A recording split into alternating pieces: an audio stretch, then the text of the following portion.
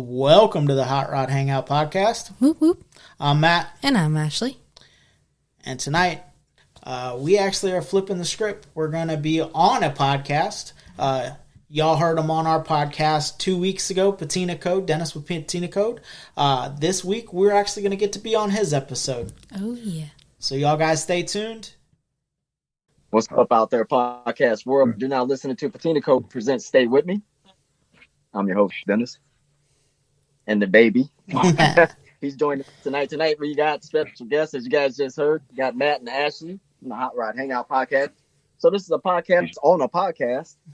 And I'm just going to jump in with the questions for you guys. I know your history because, like you said, we've done the podcast a couple weeks ago. I just wanted to get your perspective on, as being not fairly new to building, but, you know, as far as a tenured state, you know, you guys only been building for a few years. So what would be one of the things you would say to somebody that wants to get into building hot rods that are coming from nowhere out of it? You know, they just see somebody with a cool truck or car and they say, I want to do that. What would be your guys' advice to that newcomer wanting to get into the hot rodding? Well, we kind of have a unique perspective on that because, you know, I've been around automotive since I was wee little, and Ashley is kind of fresh hot rod, fresh, you know, custom world. So my advice to them being, get out to these shows. Your crew, if you see a cruise in local to you, come out, support them. And if you see a car, don't be scared to walk up and ask the guy, hey, tell me about your car. You know, if you see, you know, there's so many different ways to go about it. You know, shiny paint, patina, rat rod, low rider graphics. I mean, there's so many different avenues you can take, and just get out, figure out what you like, and build to your abilities. You know, if you can't, whether it's your ability won't allow you to do something or pocketbook won't allow it, you know, make friends with these people that are out there, and you can get some friends. And, you know, I posted a while back on our page, you know, the world needs more of, you know, guys and girls in a garage. You're right. And that is pretty cool because you have your significant other out there helping along with the projects, and not just for the fact of it being a female, but it's cool to have somebody out there building something with you. You know, you're out there by yourself, long hours, you start talking to yourself and shit. Most definitely. Yeah, man, you got to walk all the way around the garage when there's somebody standing on the other side. They can just simply get it. You guys can. Oh, it's pretty neat. And for the fact that it is a woman out there, I have daughters myself, and just like you hear the whole cliche of it, like I've encouraged all the girls do whatever. That's not a man's thing to do. Like a woman can do it too. If you want to go and achieve it, then you can do it.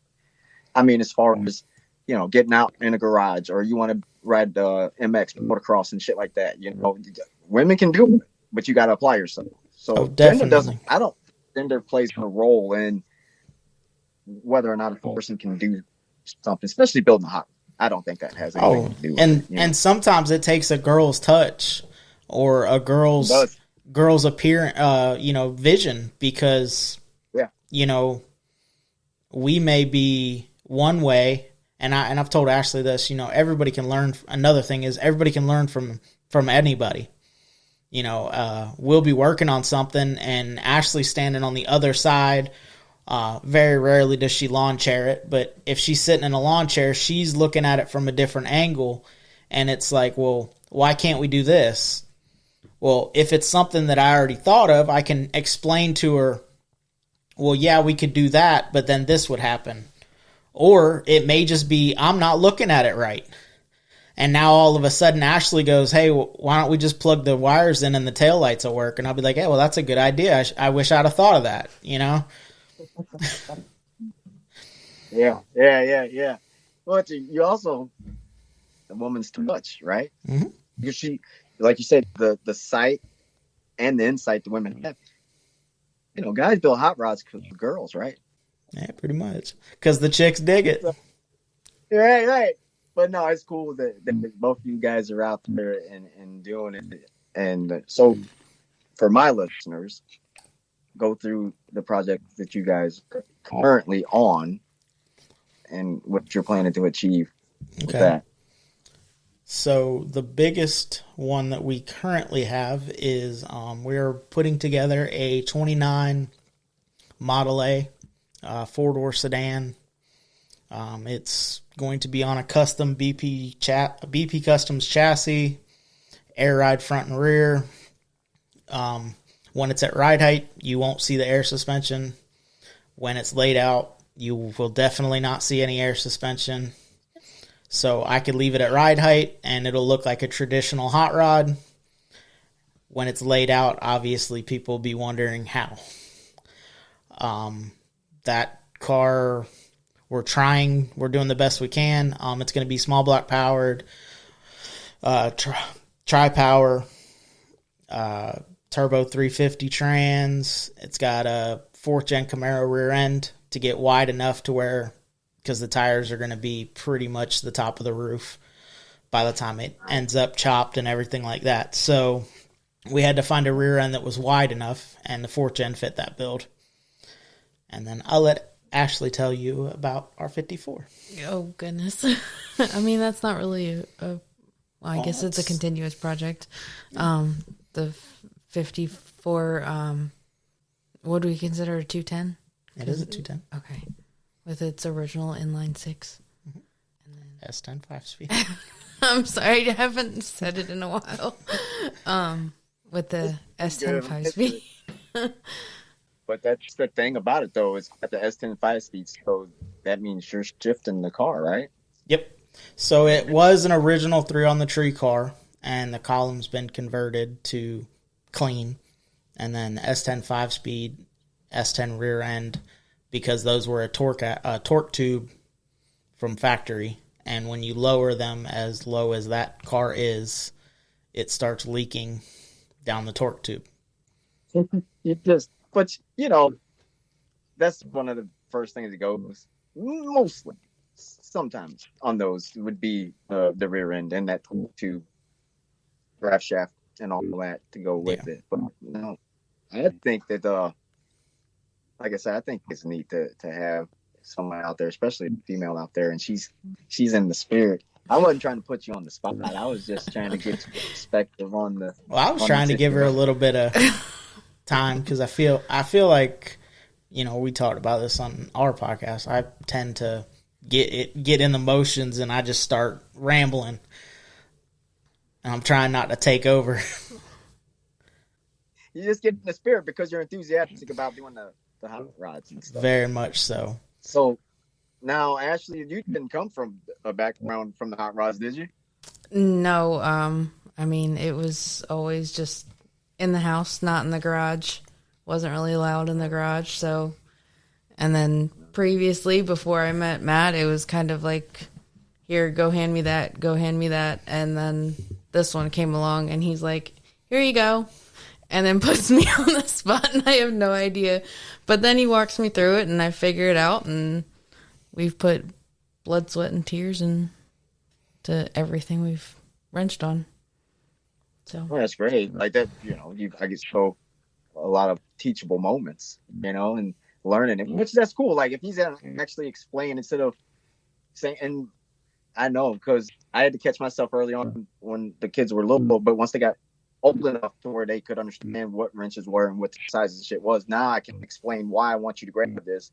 And now here, come under here, put this on here, turn this way, and start taking them through the thing rather than them just, hey, go grab that one out of the black drawer up there on 2 shelves up. You tell them get the screwdriver or whatever. But no, that's pretty good. That actually probably inspires you to want to come back out and do more out in the garage. Definitely, and just be like, our case is unique in the fact that Ashley wants to work on stuff. But if you're the wife or significant other of a car guy, just y'all being out there with us means a whole lot. It's especially if they're. I mean, I joke I'm a car. You know, if it has anything to do with cars or hot rods or speed, I'm all about it. And that kind of consumes our lives, you know, with the podcast and building stuff and shows and trying to get our name out and trying to get projects out. You know, it kind of takes over. Yeah, like you said, it's done consumed you, which that's not a bad thing to do. You guys are still, like you said, you're starting out, but you guys are young and you're going to have a long career with doing it. And all the stuff you're doing, like you're building your cars, like you say, you got your show and you're doing events. Buddy, you got to stop. You're doing your events and all that stuff and getting your name out there. And if you keep going the rate you're going, like you'll end up, people will be talking about you. And also it's not, you know, some people in the car world have a dream to want to build stuff for other people. I'm not that guy. One, if I'm not 100% passionate the way that it's getting done, I'll put it on the back burner. I know myself. So some people can build stuff for other people and can take their vision and make it awesome. Me, if I'm not, I don't want to say if it's not my way, it's not the right way, but it makes me want to go work on something if we're doing it a way that I would appreciate. Right. And you don't have, I'm like you, I don't want to build anything for anybody. I mean, we can't keep all this stuff, so eventually we sell some, but then it's sold the way that it is, you know what I mean? It's not like we built it a certain way. But getting back to what you're saying, when you're building your own stuff, well, for one, you're at your leisure, you know, and the other thing is you don't have to contend with somebody coming in and saying they want this one day, and then the week later you say, well, no, I'd rather go this way. But then all the time and money you spent to get to that point that you were, now you got to reverse all that. Yep. And then say, hey, bro, it's going to cost you another $100. No, it's just saying that's going to cost you another $100. Oh man, you said that it would only cost me this much. I was like, yeah, but that's before you decided you wanted to change everything. Yeah, now I have to put hours in making it back to where we can go back to that fork. You know, I got to make a U-turn, go back to the fork, and then take the other one that wasn't even an option when we got there. Like you added a road after the fact. But exactly. and with that being said, everything in our yard is perpetually for sale. You know, if someone comes up and has enough money, and you know the 54, I've put it up, I've taken it to Car Corrals. If someone come up and wanted that car worse than I wanted it that day, and for anybody that says they love their car every day, that's a lie. I'm sure it is. I hate to break it to anybody out there. Like, if you think that, you know, the car culture is going to be sunshine and rainbows every time you turn the key on your car, you are wrong. You know, it's going to have moments. It's, you know, this is the worst thing ever. And then you go back in the house, and the next night you eat supper, and you're like, you know, I'll go work on it again. You know, it's a vicious cycle. But if someone come up to me and wanted to buy the tow pig, let me unhook the trailer. Oh, you want the trailer too? You can buy it too. Like, oh, you want the car that's on the trailer? You can have it too. Like, how deep are your pockets? Yeah, you can't get tired. You're right, though. You can't be in love with the vehicle. Like, I'm tired of messing with the one that's behind me. I get pissed off. I'm like, man, I'm hell with this, you know? But it's like you said earlier, the drive of wanting to get it done. Mm-hmm. Right? But be just to take a step back from it and come back the next day or the next hour. Oh, yeah. You know, after something. But yeah, you don't every day. Yeah, you don't. You're not in love with the cars every day. And also, you know, on that same note, I did say everything's for sale. Some things are going to cost you a house payment. You know, when the Model A gets done for the first little while, you're going to need to rob a bank to get that car from me. After I've had it for a little while and I come up with the next, you know, dream, then, you know, the price may be closer to what it actually is worth. And then when I get ready to actually do something, then it'll actually be priced for what it's actually worth. But till then, it's going to take you, you know, 20 acres in Tennessee or something for it. You know, it's going to cost you money to get it out of me. Right. Yeah, and I think that's what like you say, the it's like the honeymoon effect, right? After it's all done, built, and you're riding and everything, you're all hyped up and shit. But yeah, now, no, I ain't selling. I ain't never selling it. Yeah, like you said, you need some acreage and some pole barns and shit before you can Or sell it that or day. you drive by and it's like, well, it's the new girl. You walk by and you gotta use the Model A as an example. Model A 4-door sedan laying on its laying down, and you drive by and a '59 Chevy rolls by, and it's laying on running boards, and I'm like, well, that'd be nice. Hey, can we work something out? I'm a sucker for boat Cadillacs. I love long caddies and Lincolns. So if you have one of those, probably when the Model A gets done, let me drive it around for a little while. But if you got one and you want my Model A, we could probably work something out. But it's, that's the one thing, like, people get pigeonholed, like, oh, it's got to be this checklist. It's got to be this, this, and this. And I'm like, man, how can you narrow it down to just one thing? Like, I'm like a kid in a candy store when we go to a car show. It's like, oh, 59 Apache. Oh, C10. Oh, Caddy. Oh, Model A. Oh, traditional. Oh, I'm all over the place, man. I love literally everything that anyone could be passionate about. I'm passionate at least for them. It may not be the build for me. Like, I don't think I'm ever going to have a 64 Impala on juice. Right. But if they roll in and they're hopping, I'm going to go check their car out because the craftsmanship's going to be crazy. Oh, yeah. Yeah, I mean, that's the same way. I like all the vehicles, and it's pretty much just like what you said. If you're passionate about it, I'm like, yeah, it's cool. Just because it's not something that I would particularly build or buy or have doesn't mean that it's not fucking cool. Hell yeah. You know what I mean? Like, if you see somebody coming in hopping down the street, you're going, damn right, you can go check it out, see what's going on, because there's more to any car other than that, but especially on something that's like on hydraulics or even the ones on air, you go check them out, because if you're building air ride shit, you want to see, like, okay, how's this go? How's that? So yeah, you can always get something from somebody else's vehicle and incorporate that idea into what you're doing on your project. So it's good, as you say, that's a good reference, not to get pigeonholed into just thinking a straight-laced type of way on a certain vehicle and things of that nature. Well, so yeah, you got it. Ashley has folders on her iPhone of steering setups. Because when we were going traditional on the front end of the Model A, or it started on the 32 truck, but when we were going traditional, it was, well, how did they mount that steering box? How did they run their crossovers? How, oh, that's a different way. They ran, they may run the tie rod in front and the crossover in the rear. Where did they mount the box? Some of them are up on the frame, some of them are down below the frame. Some use Vega boxes, some use Corvair. Like, there's so many different ways to accomplish it.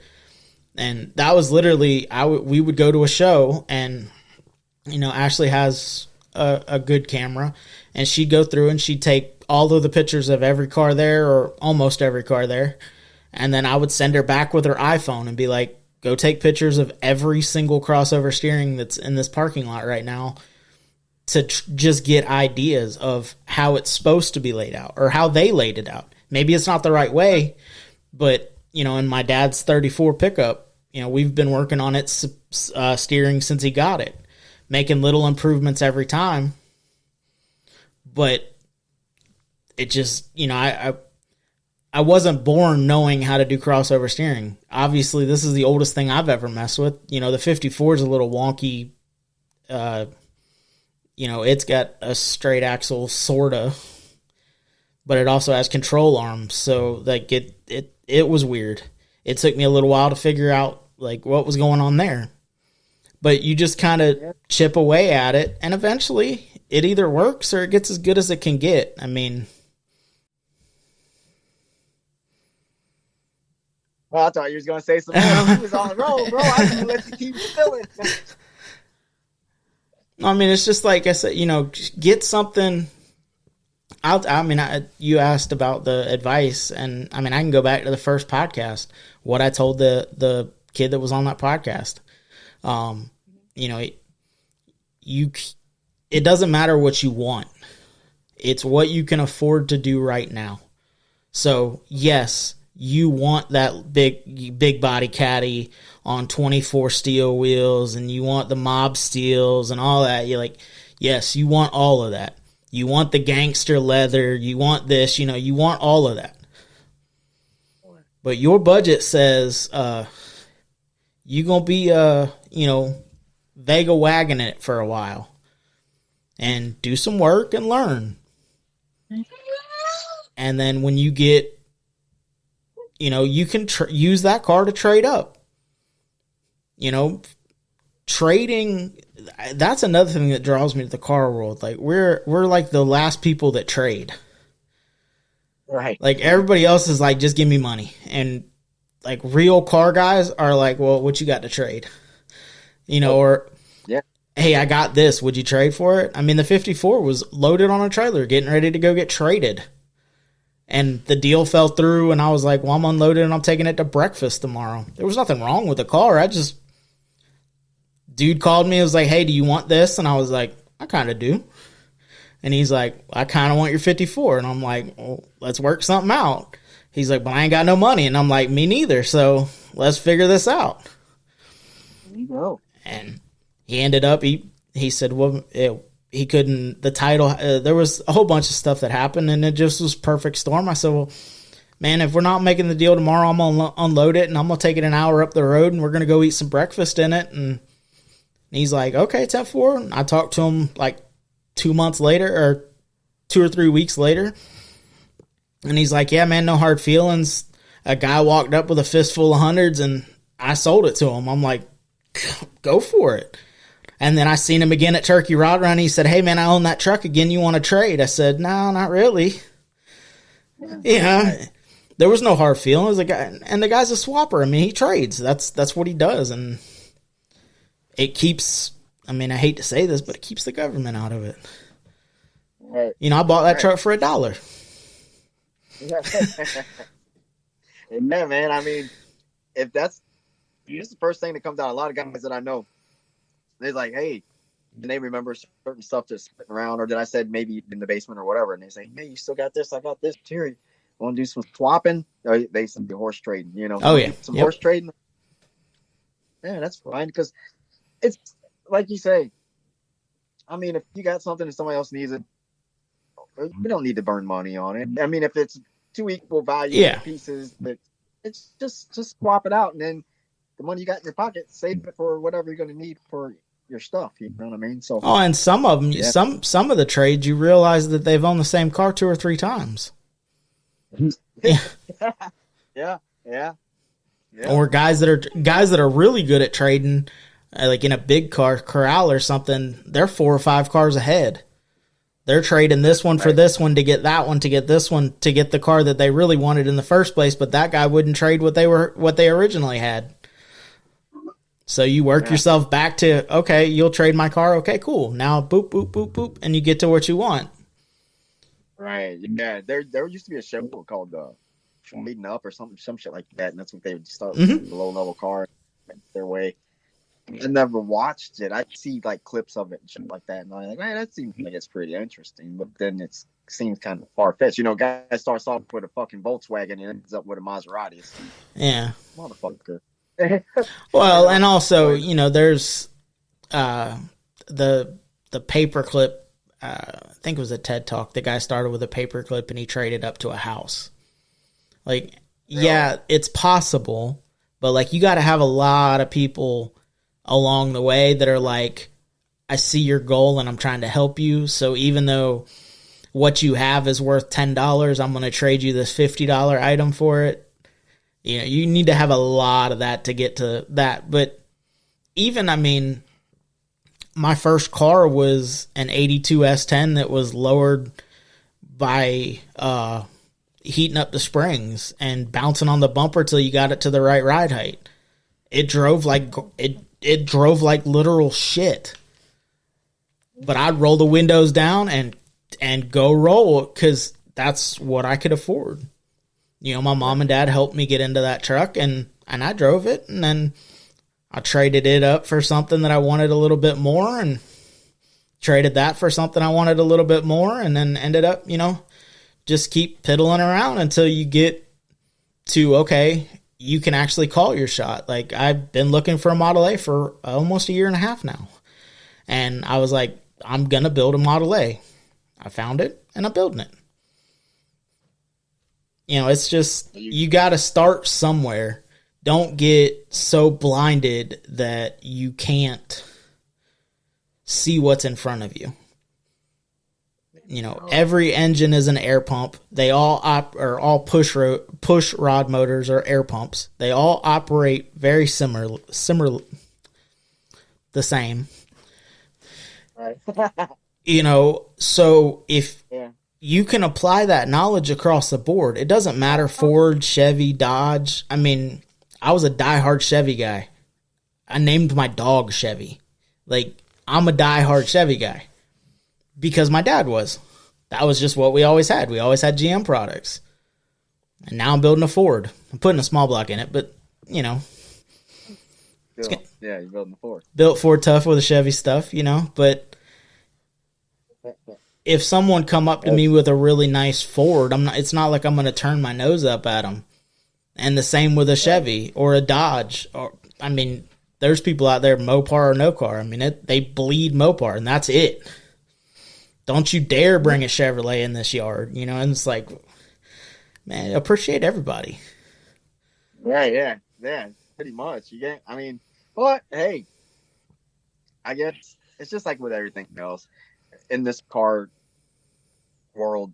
It's personalities.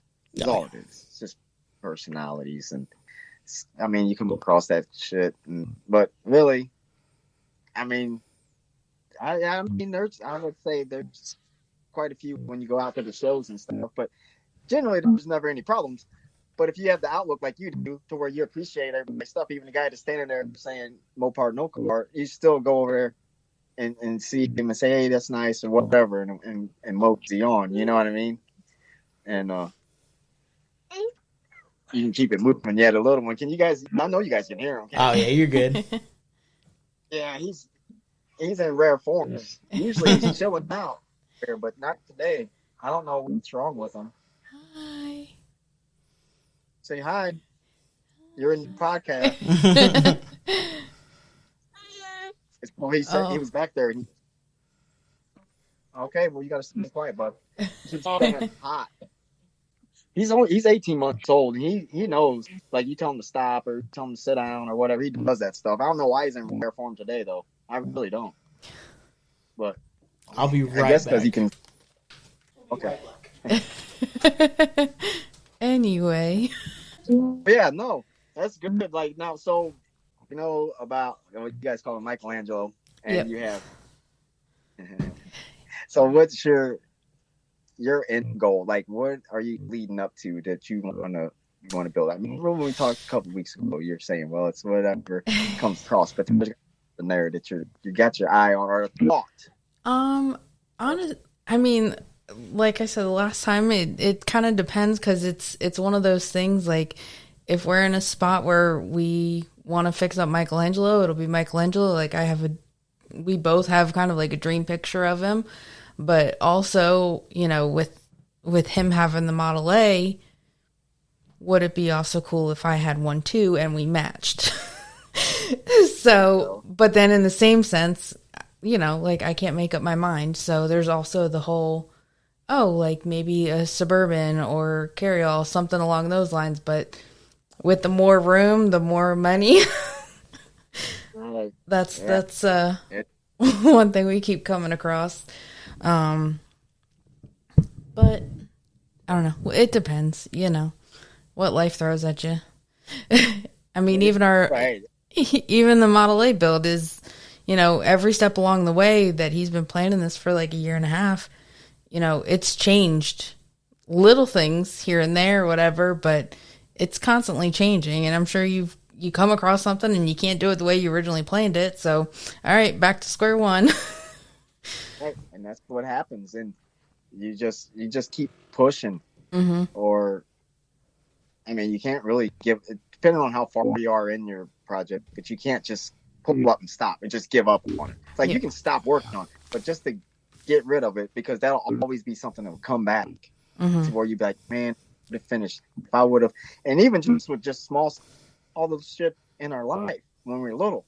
Mm-hmm. Oh man, if I did this and I should have, well, instead of should have doing it, just do the shit. Maybe not get it all done in 6 months. It might take you 6 years. But if you get it done, then you'd be like, well, I did that shit. I won't do that again.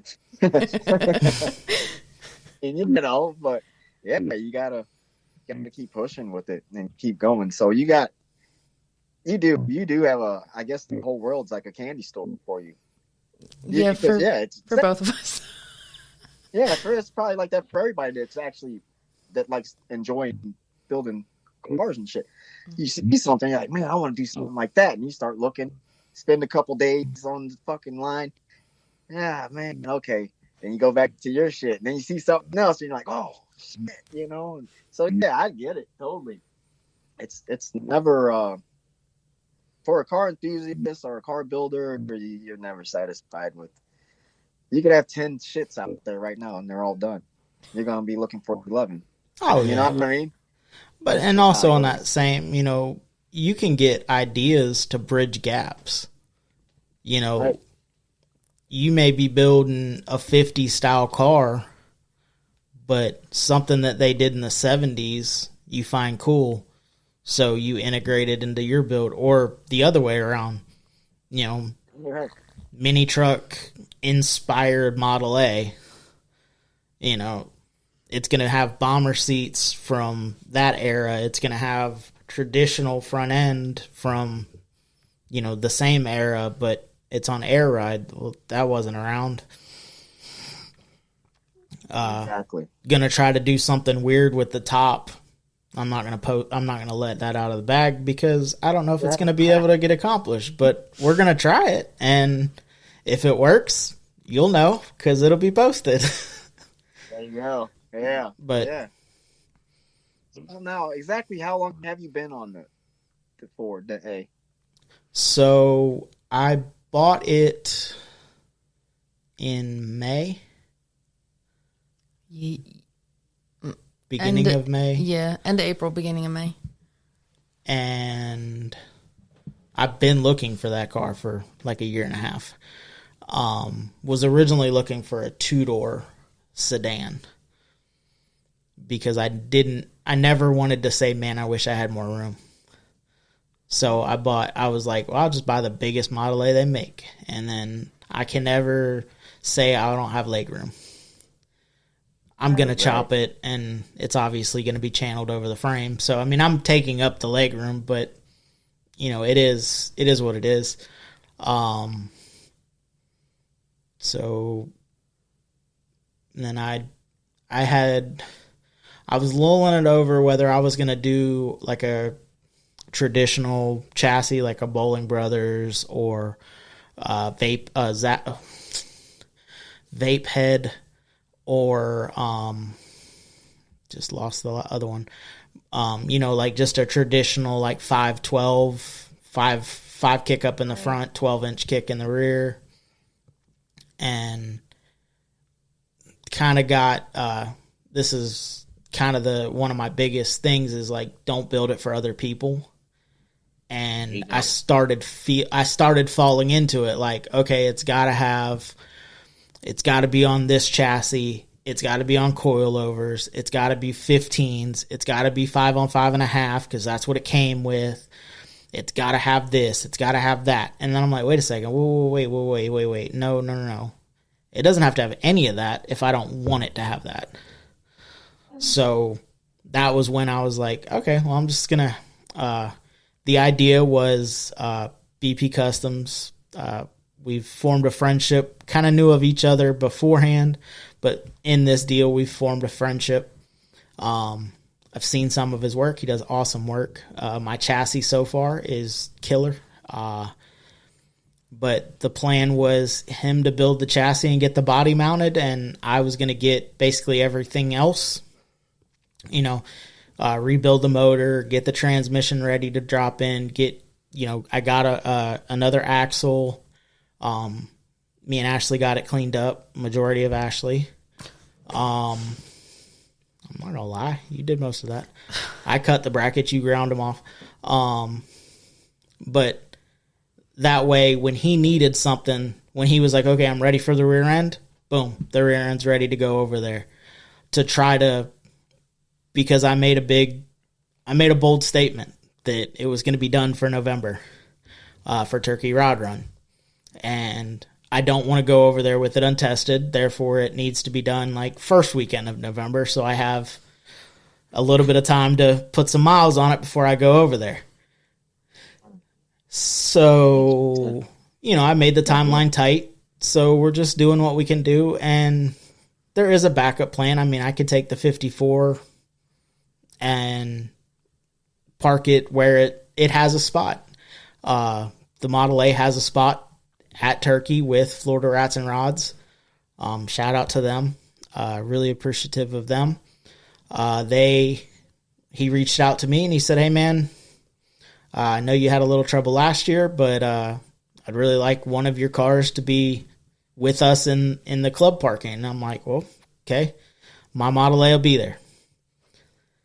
And then a little while later, I wrote him and was like, well, if the Model A is not there, the 54 will be there.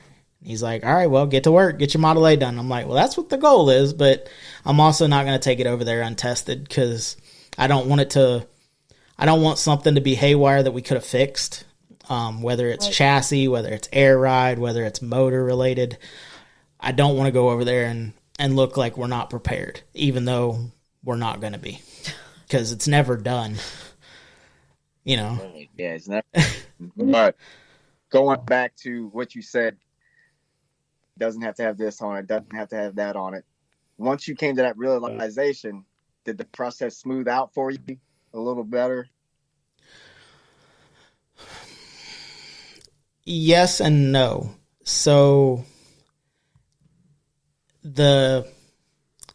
what I was meaning by it has to have wasn't necessarily parts, it was more the look. So like if you were to say you seen a really clean 32, everyone pictures the Milner coupe. That's the car. Well, if it's not built like that, it doesn't mean it's not cool. It just means that it's not what everyone's cup of tea is.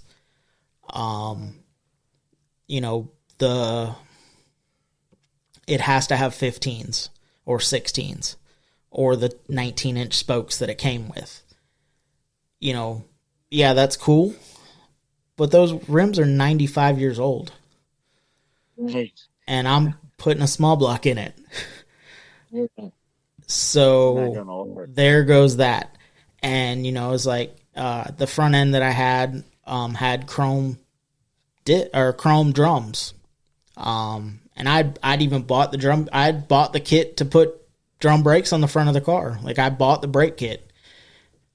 But then it's like, wait a second, like, am I building it to look a certain way, or am I building it to be able to drive the dog snot out of it and know that it's going to stop?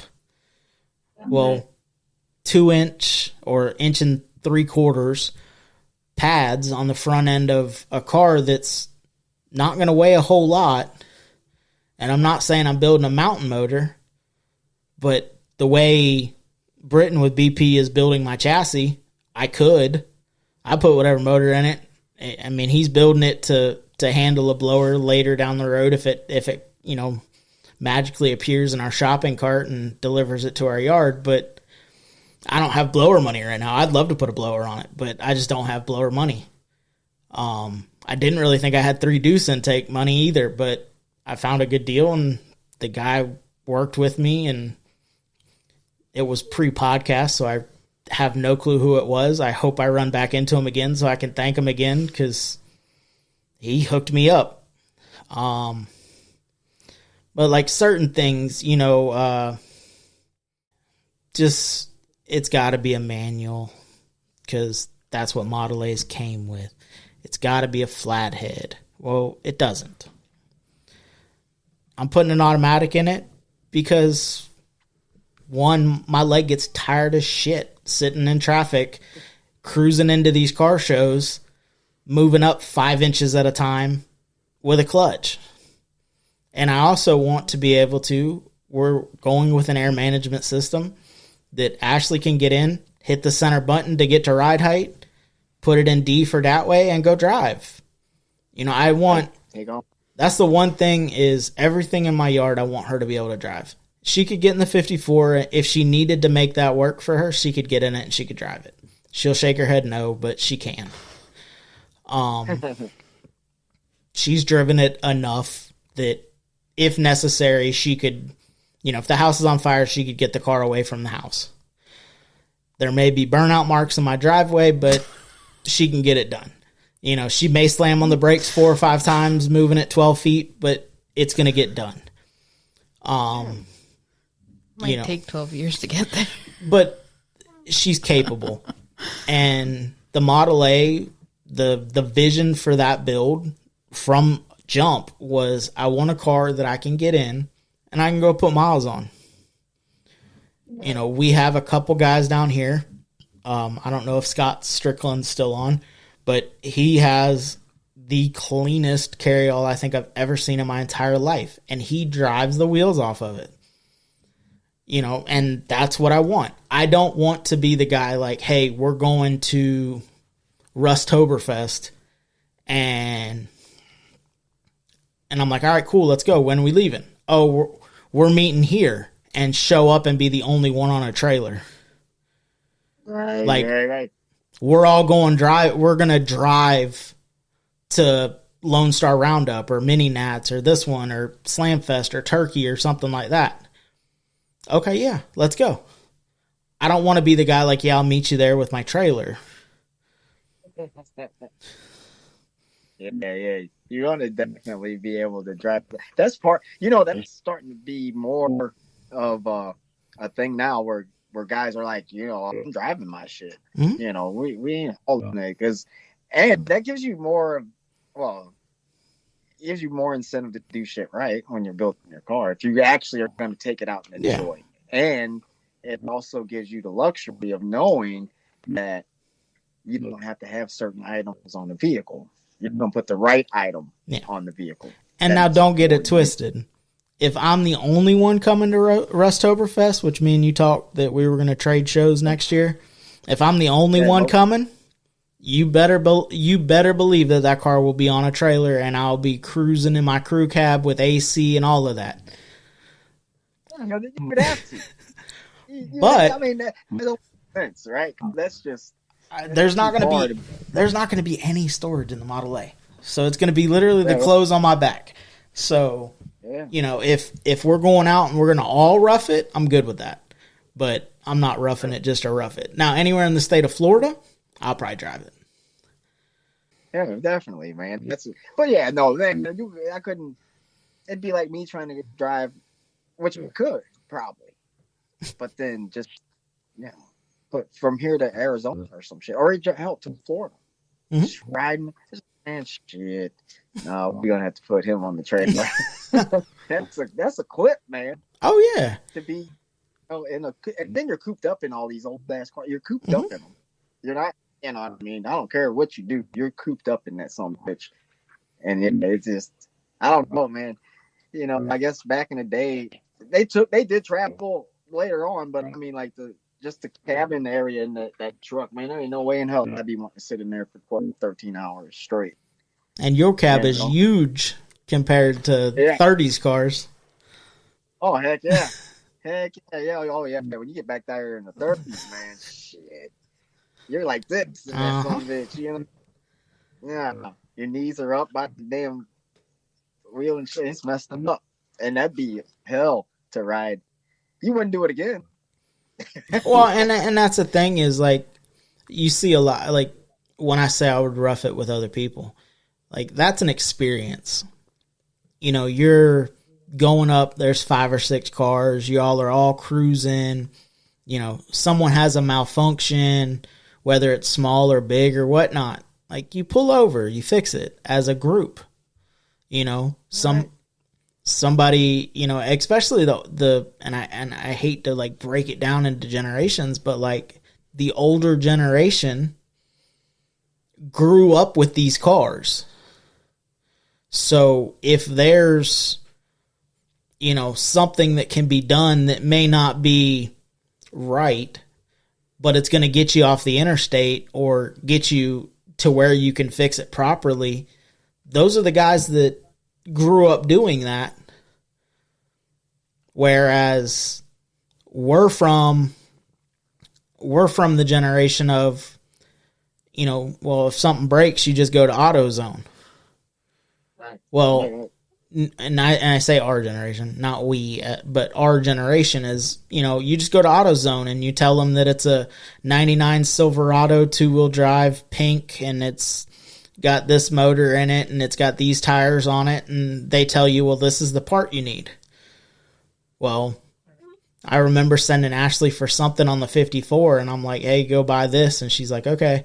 And I don't even give her like, she doesn't need to know motor. She doesn't. This is the part number. Tell them this is the part number. Tell them to sell you this part, because it stops the question. And the guy like curiously goes, well, what are you putting it on? Ashley's like, a 54 Chevrolet, and he's like, oh, never mind. Here's your part. Like, it is what it is. Like, we're about to really confuse them. Oh yeah, I got a 29 that needs air ride parts. What? Yeah, you got those in stock? You know, no. Oh, it's got what motor's in it? It's got a, you know, small block 350 Chevrolet. Well, it didn't come with that. Well, no, it doesn't. None of this shit comes with this. This is what we do. And when I called about the rear end, he was like, well, what's it going in? I'm like, it's going in a 29 Ford, like Model A. And he's like, oh. And he did not find that funny. I was very upset. She called a picket, or they picket yard, like they call them recyclers down here. And she's like, hey, do you happen to have a 4th gen Camaro? And a Camaro rear end. And the guy's like, what year? And with Ashley's limited knowledge, all she remembered was me saying 02. So she said 02 and newer. And the guy's like, well, that doesn't. And I'm like, well, it's 02 and down, but that's fine. Like, that doesn't matter. So I call him because she's flustered now. So I call the guy and I'm like, hey man, like, I'm looking for a 4th gen rear end. My wife called you. And he's like, yeah, I need to know the year. I'm like, it doesn't matter. And he's like, it does. And I'm like, no, it really doesn't. Like, it doesn't at all actually matter. And he's like, what do you mean? And I'm like, it doesn't matter. It just needs to be a V8 and it needs to be a 4th gen. And he's like, well, I need a year. What's it going in? And I'm like, it's going in a 1929 Ford Model A 4-door sedan. And he's like, and I'm like, if you don't even laugh at that joke as a parts guy, you should. Like, and he's like, oh, so this is going in a hot rod. I'm like, yeah, so I don't need any of the brackets. I don't need any of that. I just need the rear end. Well, give me a year. And I'm like, 2000. Oh, I have a 2001. I'm like, that'll work. Are you sure? Yeah, that's it. That they all had disc brakes, and the V8s had a limited slip. That's what I was looking for. I got one out of the two. Because the guy said it was a V8, but apparently he was mistaken. It was a V6 car. Oh. So, but I'm probably going to end up having to change gearing anyway, so when I change the gearing, I'll put a limited slip in it. There you go. Yeah, because you'll have it opened up, so you'll be good to go. And now, after you get into that, are you going to do the rear end, or are you going to have somebody do it, or what's that? When you put the diff in there, the limited. We'll put it in. We'll put it in here. Cool. Yeah, great. No, he almost hung up on you guys. All right, man. Well, he's getting too restless, and remember last time he didn't hear. Yeah, he was good. Yeah. It's all good. He's just a little wild right now. So, if you guys got anybody you want to shout out though before you get out of here? Anything, and also let everybody know where they can find you on your social medias, so they can reach out to you. Definitely. And So check. we definitely want to give a big shout out to BP Customs. They're the ones that's building the chassis for the Model A. Thank y'all again. And thank you to Throttle Addict. If you go check them out, use the code word Hot Rod, you get to save 15% off. And also, we'd like to give a big shout out to Patina Code. Thanks for having us on. Thanks for coming on. Hey, yeah, I definitely appreciate you. And thanks for having me on your platform. But boy, if you don't quit, and I'm sorry for him. He's acting out, You're man. good, bud. You're good. Yeah, he's just trying to be in the action, but he doesn't know what he wants to do. And definitely, next time we do a podcast, he won't come out because he's getting too wild. And next time, I'll have all the StreamYard shit figured out. Yeah, we'll work on it. We'll work on it together, man. The other Hot Rod podcast helped us. Yeah. We'll shout out to them too. Shout out Hometown Hot Rodder. They're the ones that kind of got us started, and we were their guinea pigs for StreamYard for like a week. So hey, we'll get it figured out. Yeah, that goes back to what we said just a little bit ago. Trading, man. That was fair trade. You guys get to be guinea pig, and you also get the knowledge of it. Yeah, and that's what I told them. We went through a whole week with them of just being on their StreamYard like you're on now. And at the end of it, I was like, all right, well, I'll go ahead and buy it. And he was like, what? And I was like, yeah, I'll go ahead and buy StreamYard. And he's like, you didn't buy it? And I was like, no, I was waiting for you to get the kinks out of it before I spent money on it. So now that we did that, like, cool, I can go buy mine. Right. So yeah, bro. That's how that works, man. There's nothing wrong with that. But once again, though, I appreciate you guys coming on here and also for having me on your platform as well. Oh, man, it's all love. We're all trying to do the same thing, man. Grow this car community as big as it can get.